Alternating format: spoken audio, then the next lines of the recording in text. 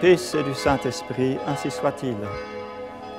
Monseigneur Père Général, le Seigneur, bien chers confrères dans le sacerdoce, chers frères, sœurs et séminaristes, bien chers fidèles,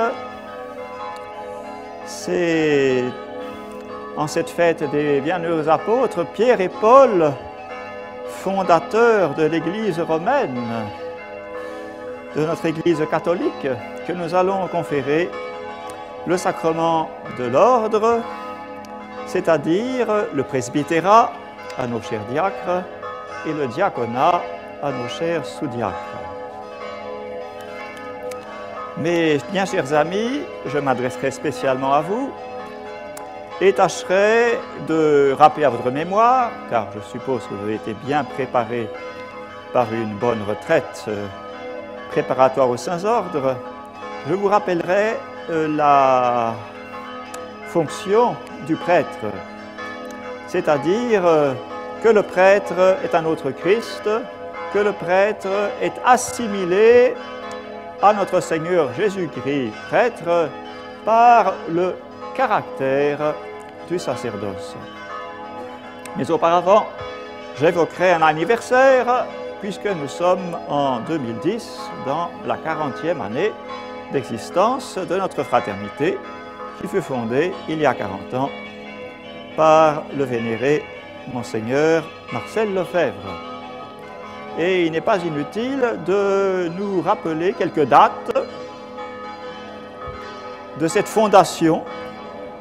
Par exemple, le 13 octobre 1969, l'ouverture à Fribourg du séminaire Saint-Pédis, dans le désir qu'avait Monseigneur Lefebvre de maintenir et de transmettre l'idéal sacerdotal qui était détruit par l'Église conciliaire, ce que Monseigneur Benelli appelait l'Église conciliaire.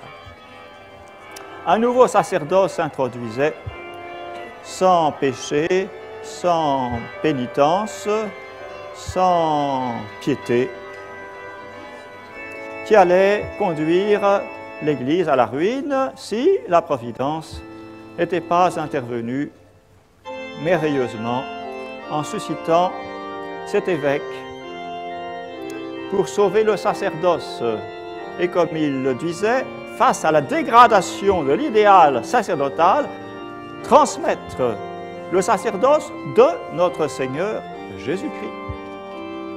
Dans sa pureté doctrinale et sa charité missionnaire, le sacerdoce tel qu'il avait été reçu par les apôtres et transmis par l'Église depuis les apôtres sans changement.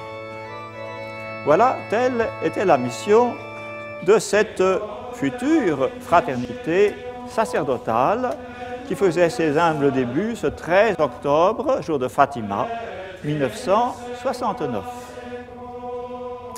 Et le 12 novembre, un mois après, Monseigneur Lefebvre nous réunissait, nous autres, les 9 premiers séminaristes, pour nous exposer un plan d'avenir.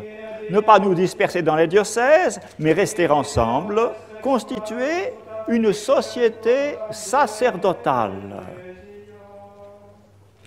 qui serait une société de vie commune, sans vœux, sans doute, nous ne serions pas des religieux, mais nous aurions les vertus religieuses et d'abord la vie commune, une vie de prière en commun,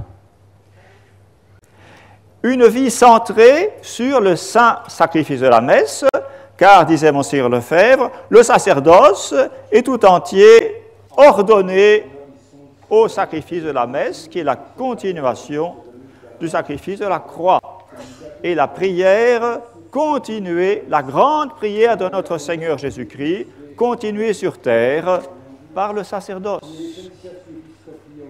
Donc vraiment une œuvre sacerdotale centrée sur la messe, et qui aurait pour activité, d'une part des séminaires, la formation de prêtres, et d'autre part tout l'apostolat sacerdotal, sans exception. Voilà quel était le projet bien mûri par Monseigneur Lefebvre et qui nous présentait en ce 12 novembre 1969. Et les noix s'écoulèrent. Et ça sera le 17 juin 1970, donc il y a 40 ans exactement, à quelques jours près. Qu'est-ce qui se passait ce 17 juin 1970, non pas à Fribourg, mais à Rome. À Rome, au pied de Saint-Pierre. Notre Seigneur, notre fondateur, venait présenter au premier pape, je n'en doute pas, les statuts de la fraternité Saint-Pédis, les constitutions de cette future fraternité sacerdotale qu'il venait de rédiger dans son ermitage de la rue Casal Monferrato, à Rome. Donc c'est vraiment sous le patronage de Saint-Pierre, le premier pape, et de tous les martyrs romains, et dans l'esprit de l'Église romaine et de la doctrine romaine, que Monseigneur Lefebvre a rédigé nos constitutions, notre vie. Et ensuite, le 1er juillet 1970, à Fribourg, Monseigneur apportait ces statuts, cette constitution, à l'évêque local, Monseigneur Charrière, évêque de Lausanne, Genève et Fribourg, pour approbation. Et ce sera le 1er novembre seulement, donc 1er juillet, 1er novembre, 4 mois exactement après, que Monseigneur Charrière, ayant enfin examiné nos statuts, les approuva, apposa sa signature et érigea la fraternité sacerdotale Saint-Pédis comme pieuse union dans son diocèse de Fribourg. On peut dire, si vous voulez, nous pouvons résumer, nous avons été conçus à Rome et nous sommes nés à Fribourg. Et nous continuons à vivre 40 ans après, dans les mêmes constitutions, le même esprit, sans changement. Et ces petits groupes que Monseigneur Lefebvre prévoyait, ce sont nos prieurés, qui sont l'ossature de la fraternité. La vie commune en prieuré, telle que vous allez la connaître dans quelques mois, chers futurs prêtres. Voilà donc l'idée qui a présidé à la fondation de notre fraternité, sauver le sacerdoce dans sa pureté doctrinale et sa charité missionnaire. Ce sacerdoce qui n'est autre, disait Monseigneur Lefebvre, que le sacerdoce de notre Seigneur Jésus-Christ. Le prêtre est un autre Christ. Le prêtre est assimilé à notre Seigneur Jésus-Christ, prêtre. Eh bien, examinons ce qui est vraiment propre au prêtre, ce que le prêtre peut faire et ce que nul autre ne peut faire à sa place. D'abord, le prêtre est appelé par vocation divine. Ensuite, il lui est conféré un pouvoir divin. Et troisièmement, c'est un pauvre homme, misérable, qui doit concilier par conséquent la sainteté de ses fonctions et la pauvreté de sa personne. Voilà tout la difficulté. Donc, premier point, le prêtre est un appelé. Il est appelé divinement. Il ne s'est pas choisi. Ce n'est pas vous qui vous êtes choisi, c'est moi qui vous a choisi, disait notre Seigneur à ses disciples. Comme dit saint Paul aux Hébreux, Nemo sumit sibi honorem, sed qui vocatur ad Deo, tanquam Aaron. Personne ne s'invente ou ne s'assume cet honneur de sacerdoce, mais seulement celui qui est appelé par Dieu, comme le grand prêtre Aaron dans l'Ancien Testament. Vous avez été appelé par Dieu, sans doute par une certaine grâce, un jour ou l'autre. En quoi consiste cet appel divin? Monseigneur Lefebvre disait, la vocation n'est pas un appel miraculeux ou extraordinaire, mais c'est le développement et l'épanouissement d'une âme chrétienne. Bien sûr, à la base, il y a toujours une petite grâce, et ensuite, il y a l'épanouissement de cette grâce dans une âme chrétienne. Une âme chrétienne qui a deux buts. Premièrement, se dédier à notre Seigneur Jésus-Christ, notre Créateur et notre Sauveur, avec un amour sans partage. Et deuxièmement, être rempli du zèle pour le salut des âmes. Et cela ne fait qu'un, l'amour de Dieu et des âmes. L'amour sans partage pour notre Créateur et Rédempteur et le zèle pour le salut des âmes. Voilà la vocation sacerdotale. Une âme chrétienne qui s'épanouit dans ce grand désir de quoi faire?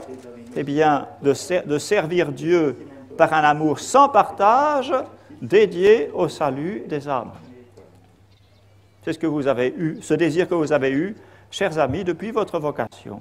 Et aujourd'hui, cette vocation vous sera certifiée, confirmée par l'appel de l'évêque. Ce n'est pas vous qui vous êtes choisi, c'est Dieu qui vous a choisi. C'est une grande garantie de sécurité, une grande consolation et un grand encouragement pour vous et pour nous autres tous.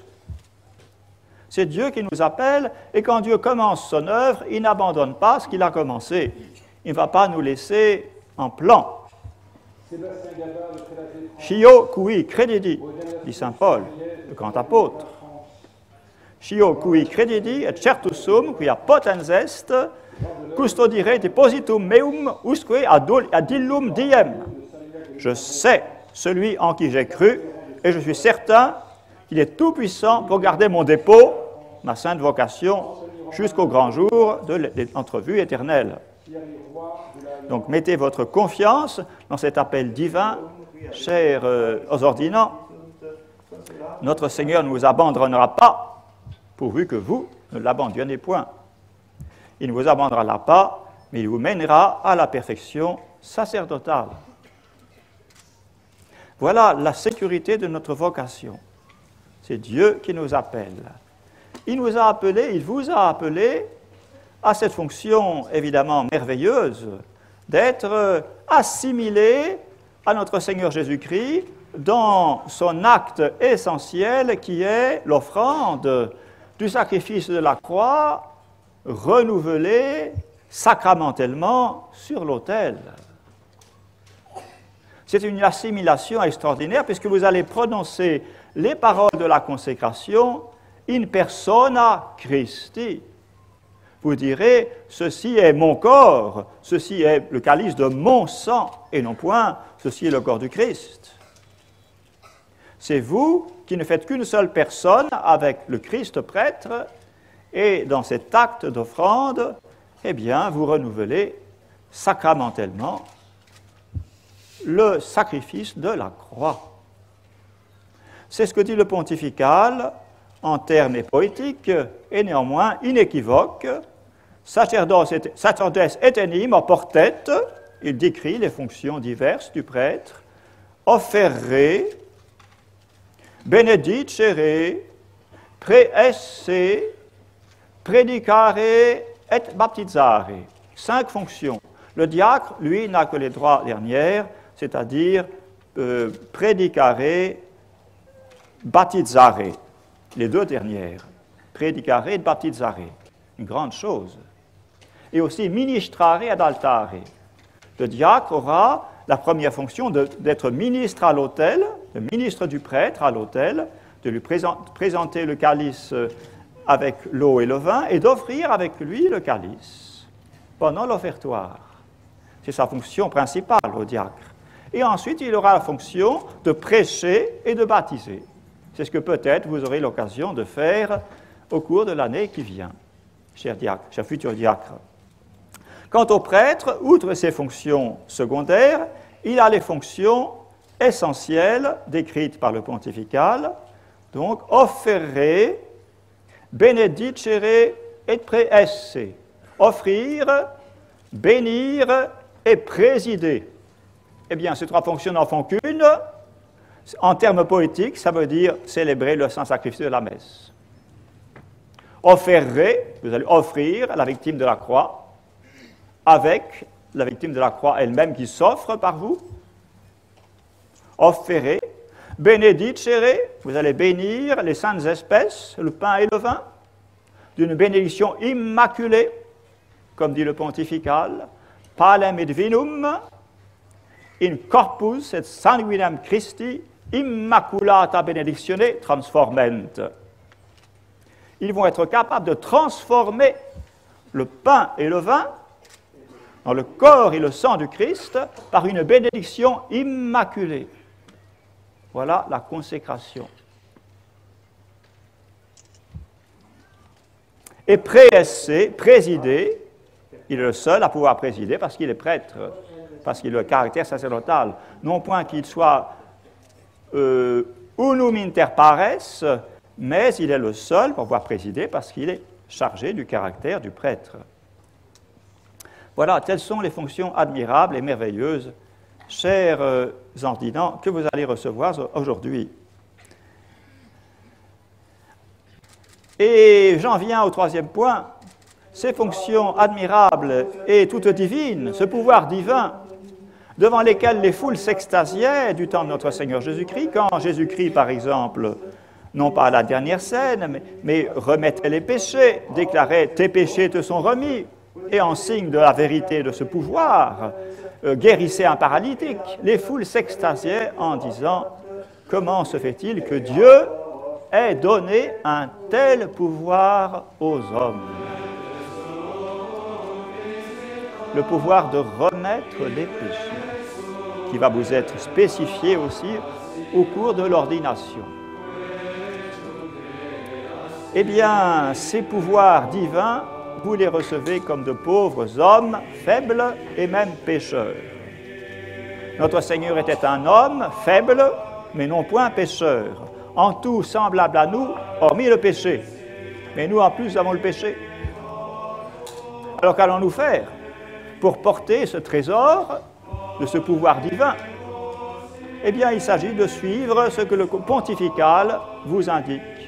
Agnoscite quod agitis, imitamini quod tractatis. Reconnaissez ce que vous faites quand vous offrez la messe. Vous offrez la victime, et vous êtes la victime avec Jésus. Comme Jésus était la victime sur la croix, vous vous unissez comme victime avec Jésus, victime sur l'autel. Agnoscite quod agitis, imitamini quod tractatis. Imitez ce que vous traitez. Vous avez une victime entre vos mains, soyez victime, soyez sacrifié, soyez renoncé.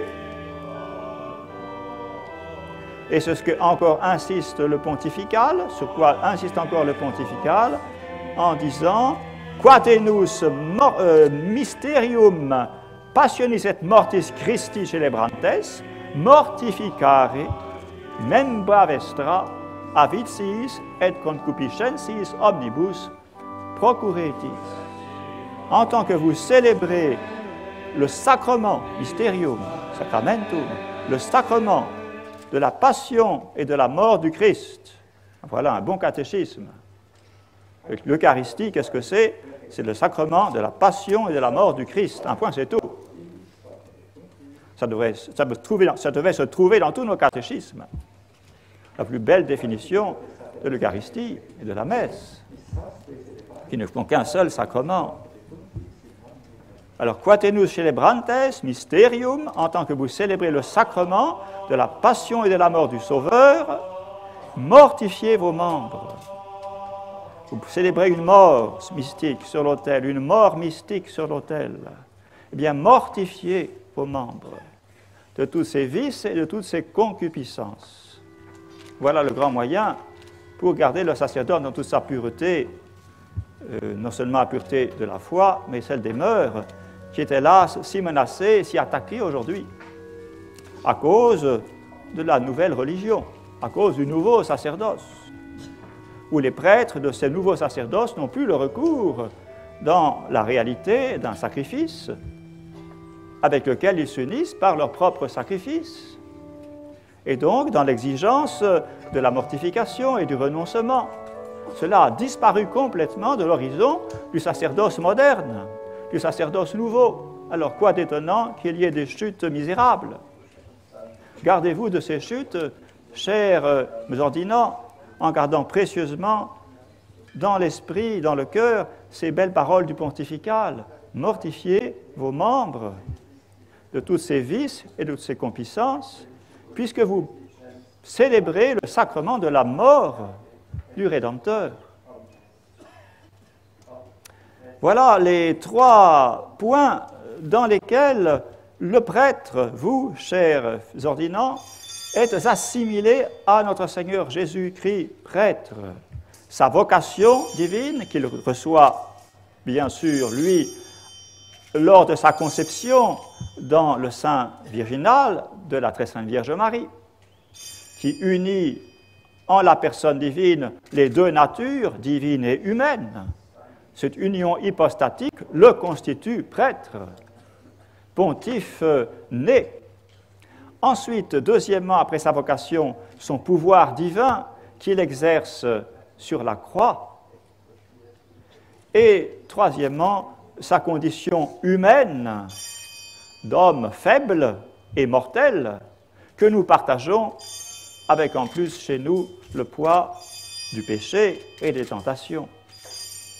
Alors, tâchons d'imiter le divin Sauveur et de suivre ses conseils précieux du pontifical romain. Je voudrais terminer en me tournant vers la très sainte Vierge Marie. C'est encore un souvenir historique.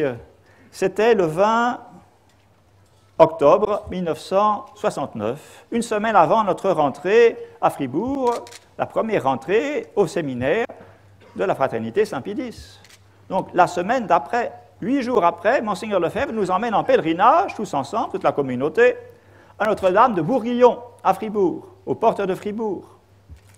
Nous avons traversé toute la ville, le pont du Gautron, à travers la Sarine, et remonté de l'autre côté sur la petite colline, où se trouve ce merveilleux petit sanctuaire marial, dédié à Notre-Dame, gardienne de la foi. C'est le titre qui est inscrit du reste sur le porche de l'église. Notre-Dame, gardienne de la foi. Monseigneur Lefebvre voulait nous consacrer son œuvre naissante sous nos yeux à Notre-Dame, gardienne de la foi. Puisque c'est la Sainte Vierge qui avait gardé Fribourg, la ville et le canton de Fribourg, dans la foi catholique au moment du protestantisme. Alors que l'évêque de Lausanne était exilé, il n'y avait plus d'évêque sur place, ce sont des laïcs, ce sont les messieurs du gouvernement de Fribourg qui ont fait un vœu de venir régulièrement en procession, tout le peuple de Fribourg à Bourguillon, pour supplier la Sainte Vierge de les protéger contre l'hérésie protestante. Eh bien, c'est ce que nous avons fait, donc, le 20 octobre 1969, il y a un peu plus de 40 ans, en nous dédiant, en nous consacrant cette œuvre naissante de la fraternité, qui était encore au berceau ou dans les langes, mais qui existait devant Dieu, en la consacrant à la très sainte Vierge Marie sous son titre de gardienne de la foi.